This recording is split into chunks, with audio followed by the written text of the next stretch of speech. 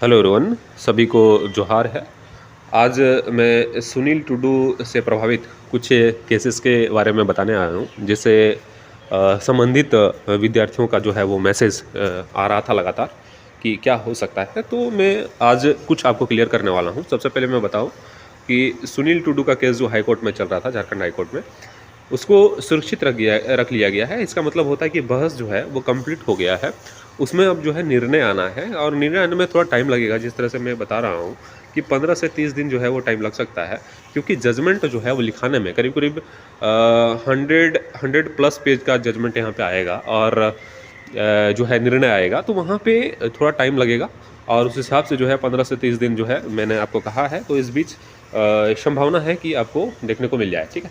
बाकी इस केस में जो है प्रभावित आईआरबी वाले छात्र हमसे पूछ रहे थे, और झारखंड कांस्टेबल जो है 4/2015 वाले विद्यार्थी हमसे पूछ रहे थे। तो इसमें हमको क्या फ़ायदा हो सकता है, तो मैं थोड़ा आपको एक्सप्लेन करने का प्रयास यहाँ पे करता हूँ। तो ये दोनों वैकेंसियाँ जो हैं वो जेएसएससी आयोग की तरफ से निकाला गया था, और एक अच्छा नंबर ऑफ़ सीट्स थे इस वैकेंसीज़ में। उसमें हुआ क्या, बहुत सारी दुविधाएं हो गई। इसमें सबसे पहले कम्युनिटी का जो है वो सीट का, जिस जिला में जो है एससी एसटी का सीट था, उस जिला में कैंडिडेट अवेलेबल नहीं थे, और जहाँ पे कैंडिडेट अवेलेबल है वहाँ पे सीट्स अवेलेबल नहीं थे। तो यहाँ पे एक दुविधाएं उत्पन्न हो गई, ठीक है। ये झारखंड कांस्टेबल की मैं बात कर रहा हूँ।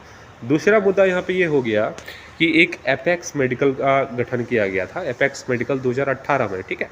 इसमें हुआ क्या, बहुत सारी दुविधाएं हुई, और उसके बाद 2018 को यहाँ पे मेडिकल में जो है बहुत सारे छात्र बाहर हो गए, और जो भी छात्र को यहाँ पे बाहर किया गया, या इससे पहले जो छात्र ज्वाइनिंग करके छोड़ दिए, उस सीट को जो है वह वैकेंट हो गया, और इसी सीट को भरने की बात हाई कोर्ट करेगा।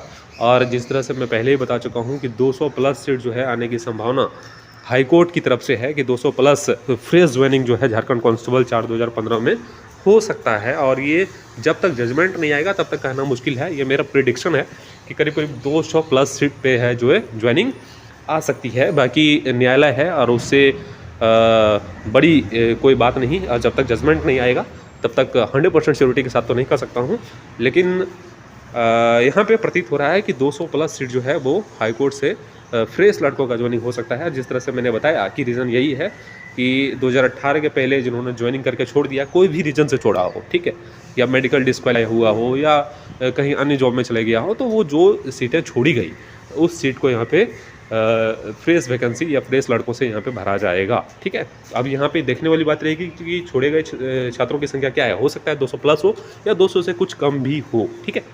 बाकी आईआरबी वाले छात्र जो हैं, तो संबंधित वैकेंसी में इनकी सीटें खाली है। तो उन सभी सीटों को, खाली पड़े सीटों को भरने के लिए जो है वो केस लड़े जा रहे थे, और इस पे भी मोहर लगने की पूरी संभावना यहाँ पे है। और आईआरबी वाले छात्र को भी यहाँ पे ज्वाइनिंग मिल जाएगा, ठीक है।